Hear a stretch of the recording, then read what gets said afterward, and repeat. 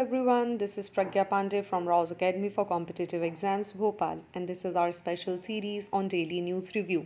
In our previous video, I have asked few questions, so let's see their solution first. And the first question was, every year India celebrates National Girls Child Day on which of the following date? And correct answer is January 24. So without wasting any time, let's see what is in the news. So this first article is very important for GS paper number 3। साथ ही ये आपके conservation के point of view से भी बहुत ज़्यादा important हो जाता है। देखिए हुआ क्या है, आंध्र प्रदेश के कोस्टल एरियाज़ में ये जो ऑलिव रिडले टर्टल्स हैं जो हर साल यहाँ पर ब्रीडिंग सीजन के लिए आते हैं ईस्टर्न कोस्ट की साइड, यहाँ पर ये ब्रीड करते हैं। लेकिन हुआ क्या है, रिसेंटली 70 से भी ज़्यादा इन ऑलिव रिडले टर्टल्स को फाउंड किया गया है यहाँ पर डेड। ठीक है, ये जो ब्रीडिंग सेंटर इनके लिए हुआ करता था, यहाँ पर इनकी डेथ देखने को मिली है। अब जो एनवायरमेंटल एक्टिविस्ट हैं उनका बोलना है कि ये जो पूरा इशू हुआ है इसका सबसे बड़ा रीजन, आप फॉरेस्ट और क्लाइमेट को तो बोल ही दीजिए, लेकिन इसका जो सबसे बड़ा कारण है वो इसके पास सिचुएटेड होने वाली केमिकल फैक्ट्रीज़ हैं। साथ ही जो इसमें और सबसे बड़ा रीज़न देखने के लिए मिल रहा है वो है इसके पास सिचुएटेड होने वाली ऑयल एक्सप्लोरेशन यूनिट्स जो अपने ट्रीटेड वाटर को पाइपलाइन के थ्रू डिस्चार्ज कर देती हैं इस पानी में। रिज़ल्ट क्या होता है, इस तरीके का जो मिक्स पानी यहाँ पर आता है ये एक्वा पॉन्ड्स के पास पहुँचा जाता है, कोस्टल लाइंस के पास पहुँच जाता है। रिजल्ट्स कि ऑन शोर जितना भी ऑयल एक्सप्लोरेशन फैसिलिटीज़ होती हैं वो पूरा का पूरा ऑयल यहाँ तक पहुँचा देती हैं, ट्रीटेड वाटर यहाँ तक पहुँचा देती हैं through their pipelines. Results into death of these important olive ridley turtles. Now see, olive ridley turtle हमेशा न्यूज़ में रहता है, तो एक बार और इसका रिवीजन कर लेते हैं। जब हम ऑलिव रिडले टर्टल्स की यहाँ पर बात करते हैं तो बेसिकली इनका ये जो नाम है ऑलिव रिडले, ये आया है ऑलिव कलर की वजह से, क्योंकि ये जो इनका कलर होता है इनकी पीठ का, it is of olive colour. साथ ही ये स्मॉलेस्ट टर्टल्स होते हैं जो कि बहुत एबंडेंट मात्रा में पाए जाते हैं in all over the world. लेकिन इनकी जो सबसे यूनिक फीचर होता है जिसकी वजह से ये बार बार न्यूज़ का विषय बने होते हैं, दैट इज़ एरेबिडा। ठीक है, ये टर्म आपने कई बार सुनी होगी। ये एक यूनिक मास नेस्टिंग टेक्निक होती है जिसको फॉलो करते हैं कौन, ऑलिव रिडले टर्टल ग्रुप की फीमेल ऑलिव्स। ठीक है, यहाँ पर ये क्या करती हैं, ये एक साथ आती हैं, एक बीच पर पहुँचती हैं और एक पूरे ग्रुप में मास लेवल पर ये क्या करती हैं, अपने एग्स को ले करती हैं on the beach which is known as Arrabida. अब देखिए, इनकी अगर हम हैबिटेट्स की बात करें तो ये यूजुअली पाए जाते हैं ऐसे एरियाज़ में जो कि वार्म वाटर कंसिस्ट करते हो। सो इसीलिए आपको इनका एक्सपांशन देखने के लिए मिलेगा Pacific, Atlantic and Indian Ocean में। सो इम्पॉर्टेंट बात क्या हो जाती है, इनको अपने शेल्टर के लिए, एग्स को ले करने के लिए एक फ्रेश, एक मॉडरेट टेम्परेचर के वाटर की ज़रूरत होती है। लेकिन वही एक्टिविटीज़ यहाँ पर क्या करती हैं, इनके लिए डेंजरस हो जाती हैं। अगर हम इनके थ्रेट्स की बात करें यहाँ पर, तो पहला थ्रेट हमें देखने मिल जाएगा marine pollution and the waste. जैसे फिशिंग नेट्स छोड़ दिए जाते हैं, प्लास्टिक छोड़ दिया जाता है, पॉलीथीन छोड़ दिया जाता है, ये पूरा गार्बेज है। ये अल्टीमेटली जाकर जो इनका हैबिटेट्स है उसके आसपास जमा हो जाता है, सी शोर पर जमा हो जाता है, resulted in to marine pollution, और जो हैबिटेट्स है वो यहाँ पर डिग्रेड हो जाते हैं। Along with that human consumption भी हम यहाँ पर बोल सकते हैं, क्योंकि ह्यूमंस क्या करते हैं, इनको एक्सटेंसिवली इनकी पोचिंग की जाती है for their meat, their shell, leather and eggs. इसी की वजह से ये सारी कंडीशंस को देखते हुए इन्हें वाइल्ड लाइफ प्रोटेक्शन एक्ट 1972 के शेड्यूल 1 में रखा गया, IUCN कैटेगरी में, वल्नरेबल कैटेगरी में डाला गया, और साइट्स की बात करें तो इसे अपेंडिक्स 1 का पार्ट भी बनाया गया है। So there are so many initiatives जो इन ऑलिव रिडले टर्टल्स को सेव करने के लिए लिए जा रहे हैं, and the important one is operation, I am writing the name here, which is operation Olivia. ये ऑपरेशन ओलिविया हर साल इंडियन कोस्ट गार्ड इसको इनिशिएट करते हैं। इसकी शुरुआत की गई थी 1980 से, और इसका मुख्य काम क्या था, प्रोटेक्ट करना ऑलिव रिडले टर्टल को as they are congregate along the Odisha coast for breeding and nesting from November to December. वहीं इसके अलावा अगर हम बात करें तो इनको टैग करने की भी बात की गई। सो जो ऑलिव रिडले टर्टल्स हैं इनकी किसी भी तरीके से इनका मिसयूज़ ना हो, इनकी पोचिंग ना हो, इस वजह से इनको टैग भी प्रोवाइड किए गए हैं। ठीक है। हाँ, देखिए एक और चीज़ जो मैं आपको स्टार्टिंग में बताना भूल गई, इनका साइंटिफिक नेम। सो इनका साइंटिफिक नेम है ऑलिव रिडले टर्टल का लेपिडोसिलिसिस ओलिविशिया, जो आपको यहाँ पर दिख जाएगा। ठीक है, इस नाम को याद रखेंगे। Along with that they are also known as Pacific sea ridley turtles. चलिए आगे बढ़ते हैं अगले आर्टिकल की तरफ, which is talking about developing school without barriers. So with reference to GS paper 2, again this article is very important. देखिए बात यहाँ पर क्या की जा रही है। जब एक नॉर्मल बच्चा होता है वो बोलता है कि can I go out and play, so ये एक बड़ा नॉर्मल सा कन्वर्सेशन है उनके लिए। लेकिन when we talk about childrens with disability, it is quite a challenge for these students. आज की डेट में अगर हम बात करें तो देखिए ये रिपोर्ट अपनी बात की शुरुआत करती है यूनेस्को की 2019 रिपोर्ट से, जिसने मेंशन किया है कि अगर हम पूरे वर्ल्ड की पॉपुलेशन का बात करें तो जो CW है हमारे CWD which stands for childrens with disability, अगर हम इनकी बात करें तो ये कंप्राइज करते हैं 1.7% of the total child population in India. ठीक है, एज पर दी 2011 सेंसस। देखिए ये जो डेटाज होते हैं ना, ये आंसर राइटिंग में हमारे लिए काफ़ी हेल्पफुल होते हैं। तो आप इस तरीके के डेटा को याद करें, याद रखा करिए कि आप इनको कहीं पर नोट डाउन कर लें जब आप आंसर लिखते हैं, और जब फैक्ट्स देते हैं तो आंसर बहुत ज़्यादा इन्हेंस हो जाता है। ठीक है, चलिए वापस आते हैं यूनेस्को की रिपोर्ट पर, जो बोलती है अगर हम 2011 का सेंसस देखें तो इंडिया की टोटल पॉपुलेशन में से 1.7% वो बच्चे हैं जो CWD कैटेगरी में आते हैं। अलॉन्ग विद दैट ये रिपोर्ट ये भी बताती है कि इनके लिए जो प्रॉब्लम्स है वो बहुत सारी हैं। सिर्फ फिजिकल प्रॉब्लम या इंस्टीट्यूशनल प्रॉब्लम नहीं, socio economical, psychological, communication barrier, बहुत सारे ऐसे बैरियर्स हैं जो ये बच्चे फेस करते हैं। और ये बैरियर की शुरुआत हो जाती है उनके अर्ली एज से। अगर बात की जाए तो more than 70% of 5 years old with disability in India have never attended any education institute. So this is quite alarming for us when we are saying कि इंडिया का इतना बड़ा percentage 1.7% is consist of CWD, but इसमें से जो 70% है which are 5 years old with disability, इन्होंने कभी आज की डेट में एजुकेशनल इंस्टीट्यूट्स को नहीं देखा। सो ये रिपोर्ट एक बहुत बड़ा अलार्मिंग साइन है हमारे लिए, ये बताने के लिए कि no matter how much we are growing, लेकिन वहीं CWD की बात करें तो आज की डेट में भी इनका इंक्लूसिवनेस हमें देखने के लिए नहीं मिला है। Now what we can do, point here is कि हमें मोटिवेट करना है बच्चों को। कैसे मोटिवेट करेंगे? अब अगला बात यहीं पर की जा रही है। अगर हमें इनको मोटिवेट करना है तो हमें मीनिंगफुल प्रैक्टिसेस को अडॉप्ट करना पड़ेगा। जैसे हमें इंडोर और आउटडोर गेम्स की ऐसी फैसिलिटीज़ को अडॉप्ट करना पड़ेगा जो किसी भी बैरियर से या किसी भी तरीके के लिमिटेशन से सीमित नहीं है। स्कूल का जो इकोसिस्टम है वो बिल्कुल डिसेबिलिटी अडेप्टेबल होना चाहिए, सेफ़ होना चाहिए, एक्सेसिबल होना चाहिए और रिलायबल होना चाहिए।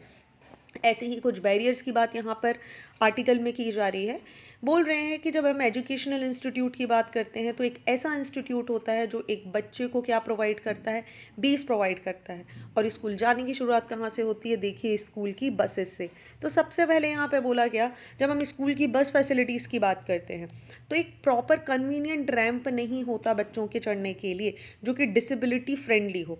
वहीं स्कूल्स में बात की जाए तो वाटर ड्रिंकिंग फैसिलिटीज़ अच्छी नहीं होती हैं और इतनी अप्रोप्रिएट नहीं होती कि वो CWD बच्चे के हिसाब से बनाई गई हूँ। जैसे आपको पता है, सपोज़ एक नॉर्मल स्टूडेंट के लिए यहाँ पर टैब लगाया गया, लेकिन वहीं एक डिसेबल बच्चे के लिए उसकी हाइट बहुत कम कर दी जाती है और ट्राई किया जाता है सेंसर टैब्स का यूज़ किया जाए। रिजल्ट, क्योंकि बहुत से ऐसे बच्चे होते हैं जिनके मोटर फंक्शंस सही नहीं होते और वो इन टैब्स को अपने हाथों से क्लोज नहीं करते। लेकिन इस तरीके का जो इंफ्रास्ट्रक्चर है वो हमारे यहाँ पूरी तरीके से देखने के लिए नहीं मिलता।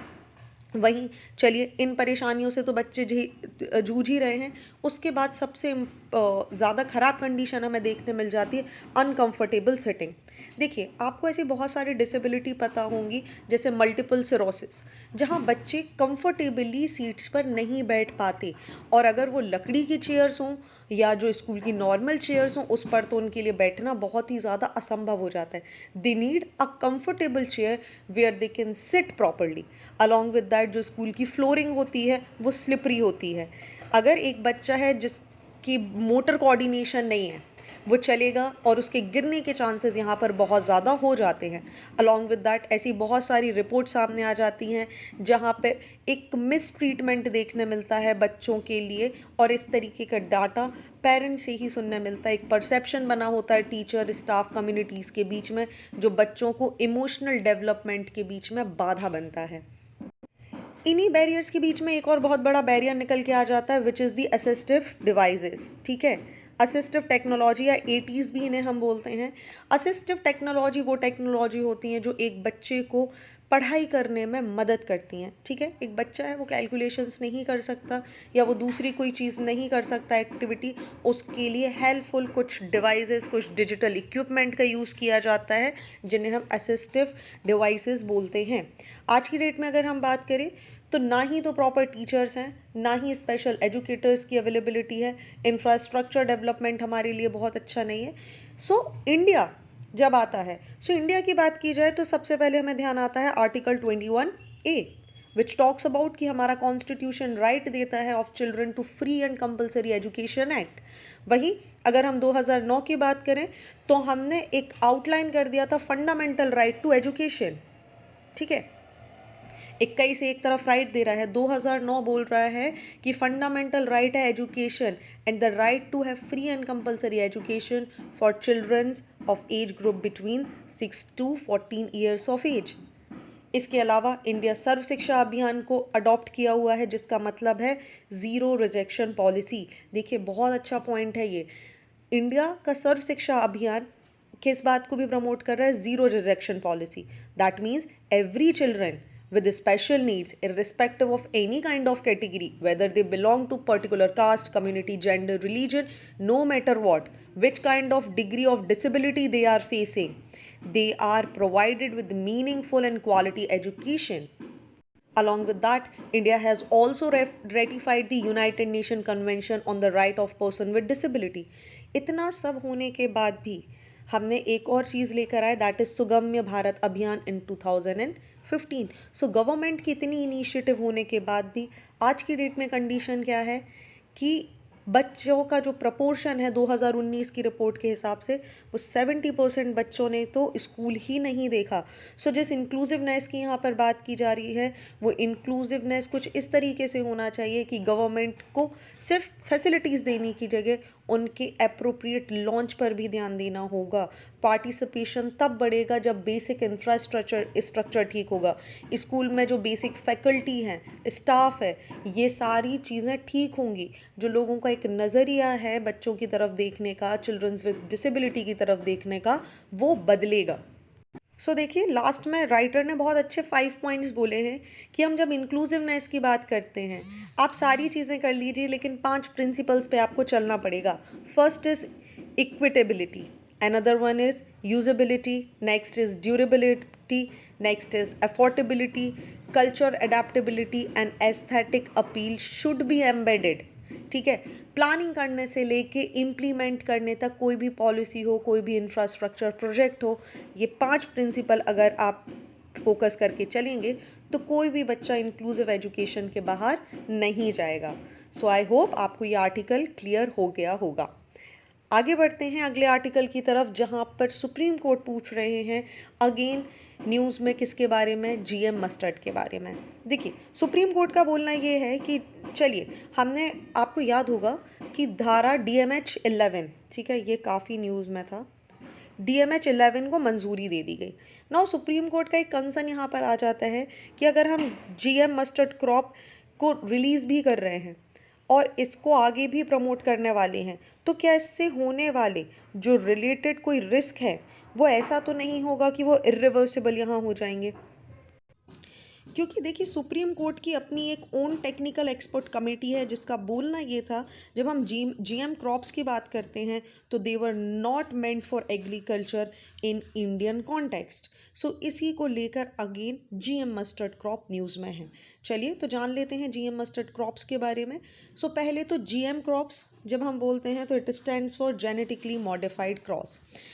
जेनेटिकली मॉडिफाइड क्रॉप्स डिराइव की जाती हैं प्लांट से whose genes are artificially modified. ठीक है, कैसे इंसर्ट कर दिया जाता है जेनेटिक मटेरियल्स को from the other organism in order to give it new properties. जैसे अगर आपको यील्ड इंक्रीज करनी है, किसी पर्टिकुलर हर्बिसाइड से किसी डिजीज से एक टॉलरेंस इसमें अडाप्ट करवाना हो, ड्रॉट की कंडीशन हो जाती है, न्यूट्रिशनल वैल्यू को इंक्रीज करना होता है, तो इस कॉन्टेक्स्ट में जीएम क्रॉप्स को अडॉप्ट किया जाता है।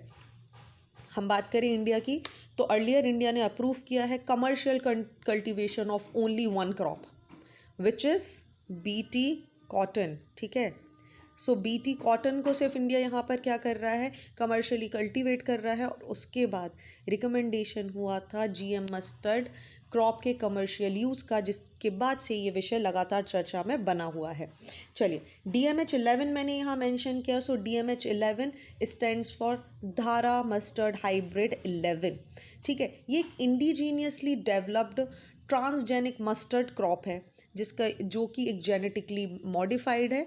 ये वेरिएंट है हर्बिसाइड टॉलरेंस मस्टर्ड का। सो बहुत सारी ऐसी मस्टर्ड क्रॉप्स होती हैं जिनमें हर्बिसाइड्स लग जाते हैं, तो इन हर्बिसाइड से बचाने के लिए इसको जेनेटिकली मॉडिफाइड किया गया।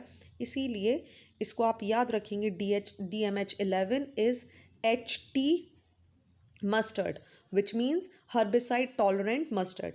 इसी के अलावा DMH11 की हम बात करें तो इसको क्रॉस किया गया था between Indian mustard variety which is very important fact I am telling you, आप चाहें तो इसे कहीं लिख सकते हैं, वरुणा, और ईस्ट यूरोपियन की एक मस्टर्ड होती है जिसका नाम है अर्ली हीरा 2। सो इनको क्रॉस करके एक नई वैरायटी यहाँ पर बनाई गई है जिसका नाम क्या है आपका, DMH11। ठीक है, सो यहाँ पे 2 एलियन जीन्स होते हैं, दैट इज फर्स्ट इज बरानसी और barrister isolated from all the soil bacterium, जिन्हें बोला जाता है बैसिलस एमिलोक्यूफेसिंस, जो इनेबल करते हैं breeding of high yielding commercial mustard hybrids. So other than this, now another question comes in our mind, why GM mustard is necessary? So India की अगर हम बात करें तो India import करता of edible oil on continuous rise to meet the domestic demand.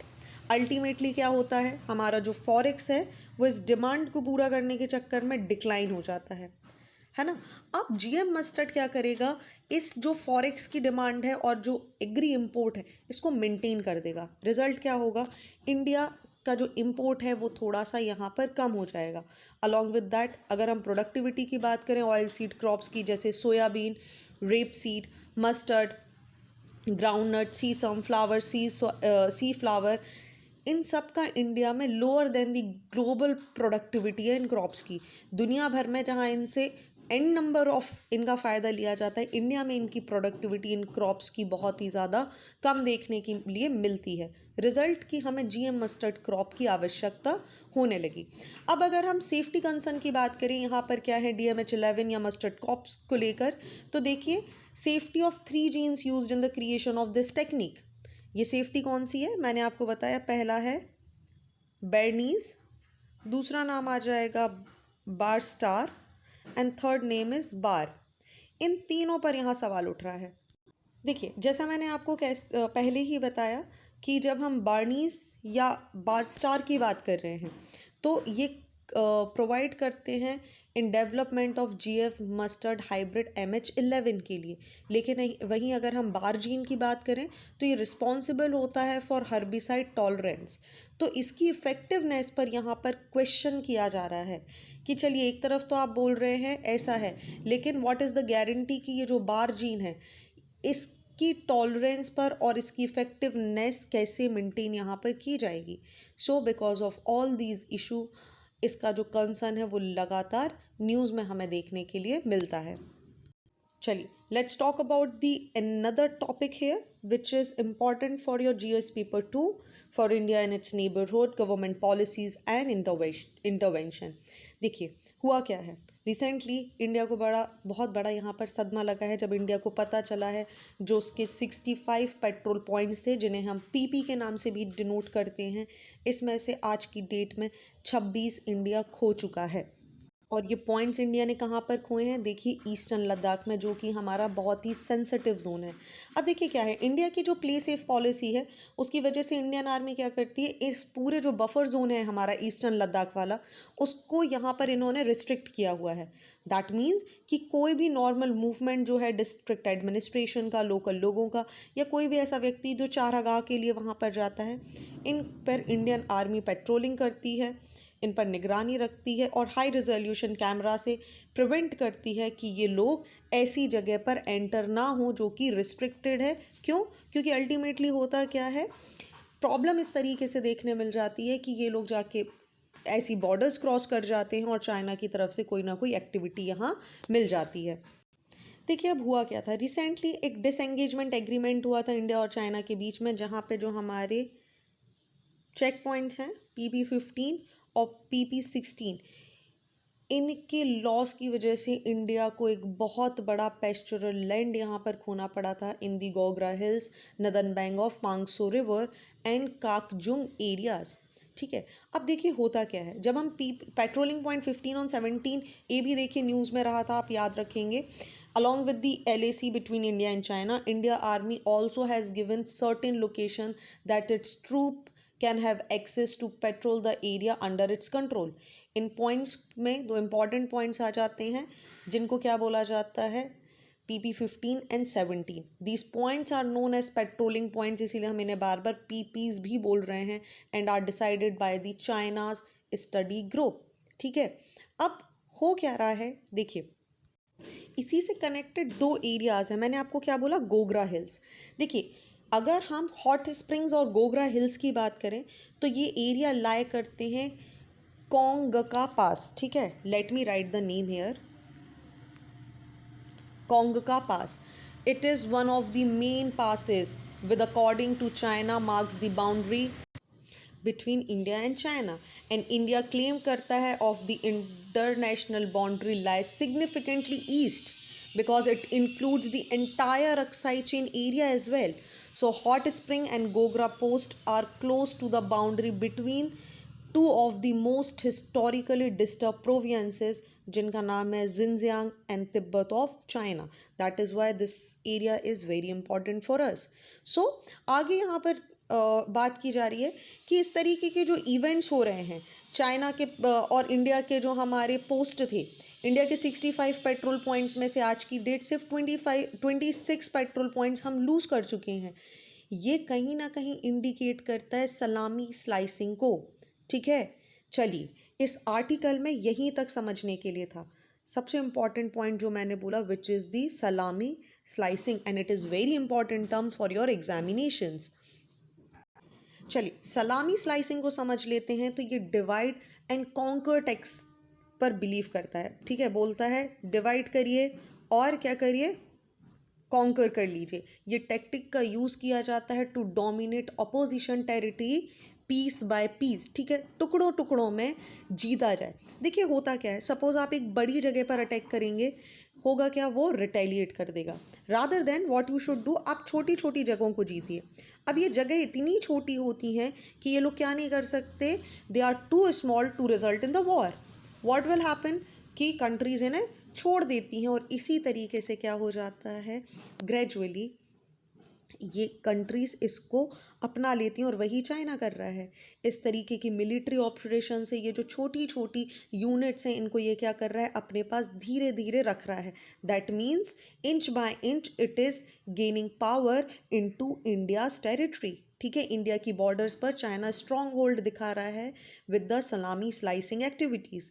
ये small military actions क्या कर सकते हैं, या अवॉइड करवा दिए जाते हैं, इंटरनेशनल डिप्लोमेटिक अटेंशन नहीं यहाँ तक आए। रिजल्ट क्या होता है, हम तो भूल जाते हैं कि चलो ठीक है छोटा सा लैंड है, बट ये छोटा सा लैंड पीस बाय पीस मिलकर एक बहुत बड़ा लैंड बन जाता है। तो ये जो टर्म है सलामी स्लाइसिंग, ये सबसे पहले यूज़ किया गया था स्टालिन के पीरियड में। उनके डिक्टेटर हुआ करते थे जिनका नाम था मैत्स्या राकोशी। ठीक है, इन्होंने इस टर्म को यूज़ किया था to justify the actions of Hungarian communist party to grab complete power in Hungary. So direct attack ना करके छोटी छोटी छोटी जगहों को कैप्चर किया और उसके बाद जाके क्या पूरा कैप्चर कर लिया गया था, हंगरी।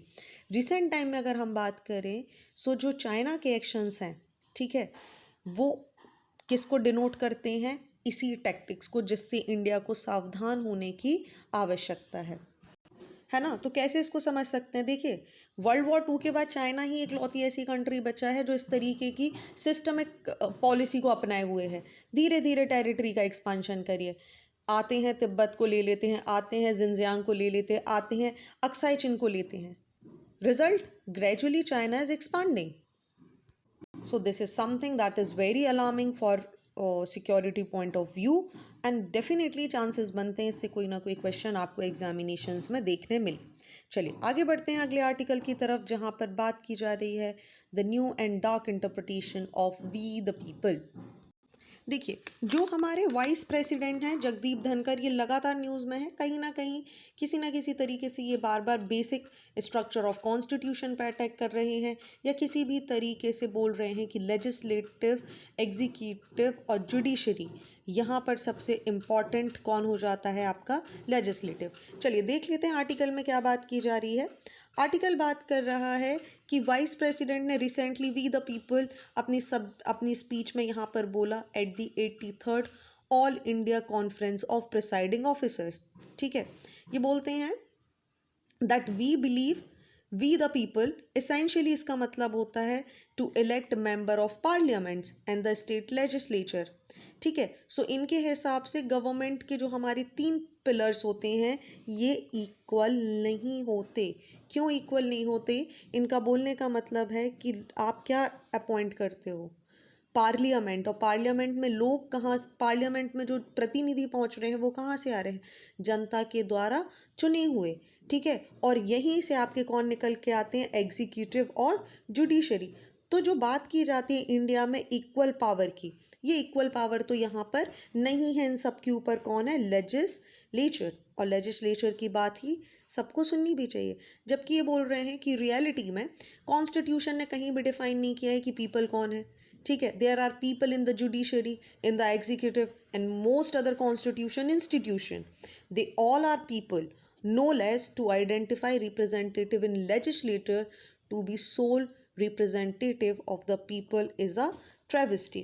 ठीक है, इसके अलावा ये भी बोल रहे हैं कि कॉन्स्टिट्यूशन की जब आप बात करते हो, सो जो पावर सेपरेशन है, ठीक है, चाहे पावर सेपरेशन की बात कर लीजिए, बेसिक डॉक्ट्राइन की बात कर लीजिए, ये सारी बातें कहीं भी हमारे कॉन्स्टिट्यूशन में नहीं थी, ये आप बाद में लेकर आए हैं। सो यहाँ पर देखिए किस चीज़ की बात की जा रही है, ये बोल रहे हैं कि देखिए जब आप बात करते हो ऐसी डेमोक्रेसीज की जिनसे इंडिया हालांकि बहुत अच्छे से परिचित है, वन इज़ द यूएस और यूके। सो ये बोल रहे हैं जब आप यूएस की बात करते हो, सो यहाँ पर भी जुडिशरी के पास क्या हो जाता है, parliament along with the judiciary and executive came into the discussion. देख लेते हैं होता क्या है। यूनाइटेड स्टेट्स की अगर हम बात करें तो प्रेसिडेंट को पावर होते हैं टू अपॉइंट दी जजेस। ठीक है, इनका बोलना है। अब this should be endorsed by the Congress, मतलब सीनेट का यहाँ पर काम क्या होता है, सीनेट आएगा और इस जज को अपॉइंट करने की बात की जा रही है, इस पर जो डिसीजन यहाँ के प्रेसिडेंट ने लिया है, जिसको इलेक्ट कौन कर रही है, जनता, है ना, वो इनको रिकमेंड करेगा, लेकिन इस पर चेक एंड बैलेंस कौन करेगी, सीनेट। ठीक है, तो देखिए यहाँ पर एक इम्पॉर्टेंट रोल बता रहे हैं ये कि किस तरीके से डेमोक्रेसी बाकी दुनिया में भारत की डेमोक्रेसी से थोड़ी अलग हमें देखने के लिए मिलती है। नेक्स्ट ये बोल रहे हैं, अगर इसके बाद हम बात करें दूसरी जगह की, तो देखिए एक आ जाते हैं यहाँ पर प्राइम मिनिस्टर। ठीक है, जिनके पास कैबिनेट में इस तरीके का कोई अधिकार नहीं होता है। वहीं अगर हम बात करें यूनाइटेड किंगडम की, तो ये अपने एक ट्रेडिशनल रूल्स पे चले आ रहे हैं। इनके पास कोई भी एक रिटन कॉन्स्टिट्यूशन नहीं है, बट जो भी कन्वेंशन और लॉज हैं पास किए जाते हैं हाउस ऑफ कॉमन्स में, वो जो पहले से चले आ रहे हैं, एक समय से चले आ रहे हैं, वही यहाँ पर हमें देखने के लिए मिलते हैं। इनफैक्ट अगर हम यहाँ बात करें तो जुडिशियल रिव्यू जैसा कोई सिस्टम ही नहीं है, क्योंकि there is no written constitution as we see in our constitution. So next what is important, यहाँ पे राइटर बोल रहे हैं कि डेमोक्रेसी सिर्फ अकेले लॉ पास कर देने से नहीं होती। रिजल्ट यहाँ पर क्या होता है, एक जो बेसिक स्ट्रक्चर है कॉन्स्टिट्यूशन का वो बहुत ज़्यादा इम्पॉर्टेंट हो जाता है, जिसे रिकॉग्नाइज किया था सुप्रीम कोर्ट ने, ठीक है, in the Kesavananda Bharati case. देखिए, एक तरीके से अमेंडमेंट ही ला दिया गया था कि by the Indira Gandhi government की होगा क्या, अगर कोई एक दिन के लिए भी प्राइम मिनिस्टर बनता है तभी भी वो क्या है, इम्यून। सुप्रीम कोर्ट ने कहा नहीं, ये सब कैसी बातें कर रहे हो तुम लोग, है ना, ऐसा नहीं हो सकता। रिजल्ट कि इनको ये इम्यूनिटी से यहाँ पे अलग किया गया, है ना। सो बात यहाँ पे वही की जा रही है कि जब आप बात कर रहे हो डेमोक्रेसी की, तो देखिए बाबा साहब अम्बेडकर ने ये चीज़ रियलाइज करी थी कि orientals can not be trusted with convention, ठीक है, unless convention are solidified into constituents law and bound by the strong thread institution, ठीक है, अदरवाइज होगा क्या, ये पूरी तरीके से डिस्ट्रॉय हो जाएंगे। सो एक लीगल रिस्पॉन्सिबिलिटी होना चाहिए, basic structure of the constitution से छेड़छाड़ नहीं होनी चाहिए, तभी हम क्या कर सकते हैं, इसको प्रोटेक्ट कर सकते हैं। और इस बात का समय समय पर प्रमाण हमें किसने दिया है, हमारे सुप्रीम कोर्ट ने, by protecting the basic structure of the constitution. So देखिए, आज के डेट में हमारी कंट्री में एक अलग तरीके का वॉर चल रहा है between elected government in the states and the governors appointed by the centre, जहाँ पे सवाल उठता है कि गवर्नर्स अपॉइंट करने की सेंटर को आवश्यकता क्या है, ठीक है। So these are some facts जो लगातार न्यूज़ का विषय बने हुए हैं। सो देखिए, अगर बात इस तरीके से की जाए, सो स्टेट जब सेंटर गवर्नर्स को अपॉइंट करती है तो वो कहीं ना कहीं ये डिस्ट्रीब्यूशन ऑफ पावर पर एक क्वेश्चन मार्क लगा देती है। सो एक डेंजर वे अहेड यहाँ पर हमें राइटर समझाने की कोशिश कर रहे हैं कि जब गवर्नर्स को अपॉइंट किया जाता है, सेंटर उन पर अपनी प्रॉक्सी दिखाती है, रिजल्ट क्या होता है, गवर्नमेंट एक तरफ तो एक्सेप्ट कर रही है कि वो सेपरेशन ऑफ पावर दिखा रही है, लेकिन दूसरी तरफ वो इन पर कंट्रोल करके अपना पूरा नियंत्रण भी साधे हुए है, ठीक है, जिसकी वजह से ये जो कंटिन्यू उठापटक हमें देखने मिल रही है वो ऑन गोइंग है। चलिए, next is in news is Ken Betwa river link project, ठीक है। चलिए, एनवायरनमेंट प्रोस्पेक्ट से इसे देख लेते हैं, लेकिन पहले एक चीज़ समझ लीजिए, जब हम केन बेतवा रिवर लिंक प्रोजेक्ट की यहाँ पर बात करते हैं तो यूनियन कैबिनेट ने अप्रूव कर दिए थे 44,605 crore rupees in this project, ठीक है। ये एक प्रोजेक्ट है जो Madhya Pradesh government will link the Ken river and the Betwa river, so that जो इससे एडजॉइनिंग एरिया है बुंदेलखंड रीजन का, उत्तर प्रदेश का, वहाँ पर एक सफिशिएंट अमाउंट में पानी पहुँचाया जा सके। होगा क्या, इस तरीके से ये दो रिवर्स हैं केन और बेतवा, इनको अल्टीमेटली क्या कर दिया जाएगा, लिंक कर दिया जाएगा इनके ऊपर एक कैनाल बना के, ठीक है। इस कैनाल की वजह से क्या होगा, ये जो कैनाल है it will fed by the new Daudhan dam, ठीक है, जिसको बनाया जा रहा है दौधन डैम को केन रिवर के ऊपर। सो इसके ऊपर इसे इस्टेब्लिश किया जाएगा with in the Panna tiger reserve. Result क्या होगा, जब ये दोनों नदी यहाँ पे जोड़ दी जाएंगी तो जो बुंदेलखंड रीजन है उत्तर प्रदेश का, जहाँ पे पानी की हाहाकार यहाँ पर मचा रहता है पानी के लिए, वो इससे बेनिफिट ले पाएगा। साथ ही जो नेशनल गवर्नमेंट है उनका बोलना है कि इस डैम की वजह से ये 103 मेगावाट इलेक्ट्रिसिटी भी, हाइड्रो इलेक्ट्रिसिटी यहाँ पर जनरेट कर पाएंगे। सो ये जो पूरा लिंक प्रोजेक्ट है ये कहाँ से होता हुआ जाएगा, छतरपुर, टीकमगढ़ और झांसी डिस्ट्रिक्ट से, और इरिगेट करेगा लगभग 6.3 लाख हेक्टेयर ऑफ लैंड। अब देखिए, अगर बात करें तो जो इकोलॉजिस्ट हैं और हाइड्रोलॉजिकल एक्सपर्ट्स हैं उनका बोलना है कि देखिए गवर्नमेंट का ये जो डिसीजन है वो सरप्लस डेफिसिट और सरप्लस और डेफिसिट के ऊपर बेस्ड है। रादर हमें एनवायरनमेंट कॉन्टेक्स्ट के ऊपर भी सोचना होगा। इन्होंने बोला कि 2018 की भी जब हम बात करें तो इस प्रोजेक्ट से जो पन्ना टाइगर रिजर्व या इसके आसपास का एरिया है उसमें नुकसान हो सकते हैं। चलिए अगर हम इनकी क्लियरेंस की बात करें तो देखिए यहाँ पर हुआ क्या, इंडिया ने इनेक्ट किया था wild life protection act 1972। So, when its wildlife was in peril, the key provision of the Act, which is the section 18 and 35, relate to setting aside areas of significance of wildlife as sanctuaries and national parks, जिसको section 29 और 35 clause 6 restrict करते हैं किसी भी type की human activity को without the prior approval. सो करने की बात यहाँ पे क्या की जा रही है कि आप डाइवर्जन कर सकते हैं, स्टॉपिंग कर सकते हैं, इन्हेंसमेंट कर सकते हैं फ्लो ऑफ वाटर इनटू और outside the wild life sanctuary. ये एक बहुत बड़ा यहाँ पे टैबू नज़र आता है जब हम बात करते हैं वाइल्ड लाइफ प्रोटेक्शन एक्ट की। वहीं अगर हम इनकी लीगैलिटी की बात करें तो जो हमारी स्टैंडिंग कमेटी है of the national board for wildlife to the Ken Betwa link project, उसने अभी तक प्रूव नहीं किया है कि नेसेसरी और बेटर मैनेजमेंट यहाँ पे किस तरीके से किया जा सकता है। साथ ही इसकी वजह से wild life protection act clause section 35 clause 6 भी लीगैलिटी यहाँ पे चैलेंज होती हुई हमें नज़र आ रही है। साथ ही जो डैम बनाने की बात की जा रही है पन्ना टाइगर रिजर्व में, उसकी वजह से इस पर बहुत ज़्यादा इम्पैक्ट हमें देखने को मिल सकता है। देखिए कैसे, जब हम पन्ना टाइगर रिजर्व की बात करते हैं तो 2009 से अभी की डेट में इसने अपने बहुत सारे टाइगर्स को खो दिया है और रिक्वायर है एक रिमार्केबल इफ़ेक्ट की, जिसकी वजह से ये जो खोए हुए टाइगर हैं इनको वापस लेकर आया जा सके। अब देखिए पन्ना एक बहुत अच्छा हैबिटेंट हो जाता है हमारे टाइगर्स के लिए, क्योंकि यहाँ पे डीप गॉर्जेस बने हुए हैं। डीप गॉर्जेस के बने होने से क्या होता है, ये टाइगर्स के लिए एक बहुत अप्रोप्रिएट हैबिटेंट प्रोवाइड करता है। लेकिन जब यहाँ पर डैम बन जाएगा तो इन डैम की वजह से ये जो गॉर्जेस हैं इनमें पानी भर जाएगा। रिज़ल्ट क्या होगा, यहाँ पर जो टाइगर्स हैं वो ग्रेजुअली हमें डिस्प्लेस होते हुए नज़र आएंगे। सो पन्ना टाइगर रिजर्व के लैंडस्केप को ध्यान में रखते हुए यहाँ पर जो हमारी अवेलेबिलिटी है फ्लोरा फौना की, उसके अलावा जो हमारा वाइल्ड लाइफ है उसको ध्यान में रखते हुए ये पूरा प्रोजेक्ट कहीं ना कहीं क्वेश्चन मार्क के कटघरे में खड़ा हुआ है। चलिए, सो this is it and it's time for current oriented one liners, and first news is India is to celebrate its 74th Republic Day on January 26, 2023.